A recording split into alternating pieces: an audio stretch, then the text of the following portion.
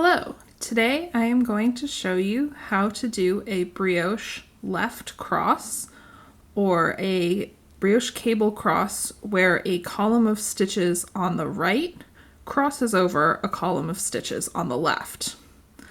So I've just set up to do this. I've knit across my work to where I want to do my cable cross. And first I'll do a slip-one yarn over just to get set up right before my cross.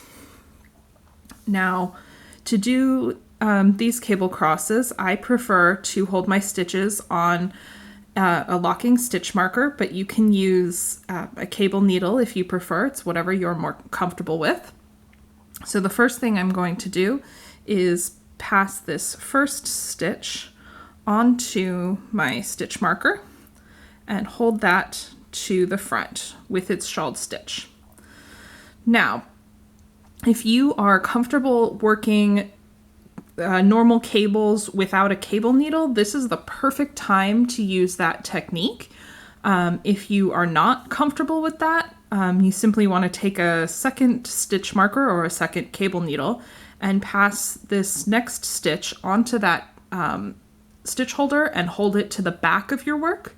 But I'm going to do this without a second cable needle. So to do that, I'm going to take the tip of my right needle and insert it into the second stitch or the shawled stitch. And then I'm going to carefully slide both the shawled stitch and the stitch after it off of my left hand needle.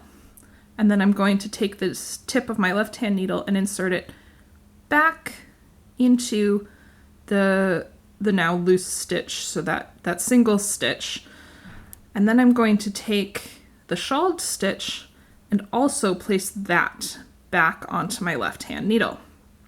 So all I've done here is just change the order of these two stitches.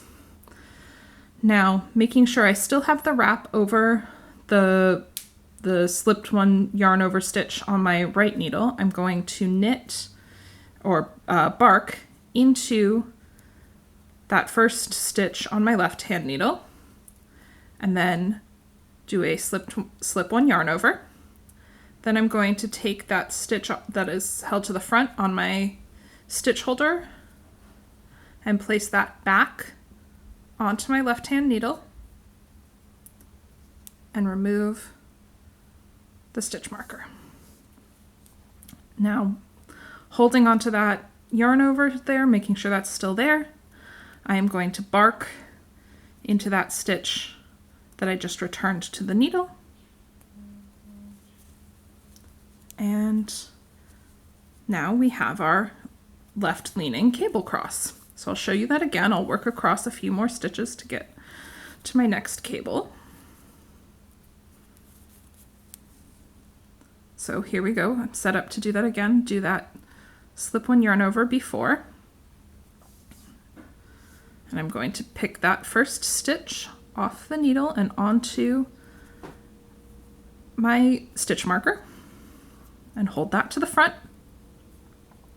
Now I'm going to insert my needle into the shawled stitch or the second stitch on my left hand needle and carefully slide both of those two stitches off of the needle and pick up that single stitch back onto my left hand needle, place the shawled stitch back onto my left hand needle, having switched the order of those two stitches. Now I'm going to bark into that stitch and do a slip one yarn over. And now I'm going to place my held stitch back onto my left hand needle, putting down the stitch marker, and now I bark into that left hand stitch. And again, you can see I've now completed a left leaning cable cross, and I'll just finish out the row.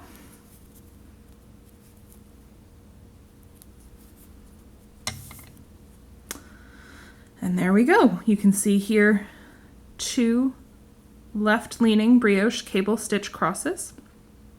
And These stitches are very versatile. They can be done with a purl stitch or a knit stitch as either the first or the second stitch of each cross. So you can create a large number of combinations of types of cable crosses with the same order of stitches. And I'll demonstrate. You can see the back of the work keeps these columns of brioche rib going nice and straight, so as we're moving those stitches around, it maintains this nice look on the back side of the work. So I hope this tutorial helps you understand how to do these brioche cable crosses, and I hope that you enjoy using this technique in your own knitting. Thank you for watching.